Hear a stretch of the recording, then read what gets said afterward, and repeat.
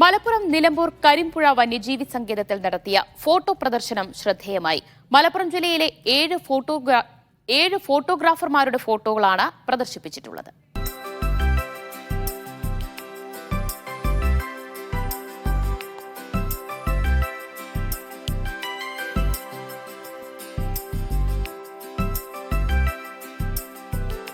സിംഹം, കടുവ, ആനക്കൂട്ടങ്ങൾ, പാറിപ്പറക്കുന്ന വേഴാമ്പലുകൾ തുടങ്ങി ജീവൻ തുടിക്കുന്ന 60 ചിത്രങ്ങളാണ് പ്രദർശിപ്പിച്ചിരിക്കുന്നത്.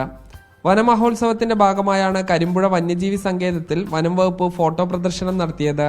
ഇന്ത്യയുടെ വിവിധ ഭാഗങ്ങളിൽ നിന്ന് കാടുകളിൽ നിന്ന് എടുത്ത 60 ഫോട്ടോസാണ് ഇവിടെ നമ്മളിന്ന് പ്രദർശിച്ചത്.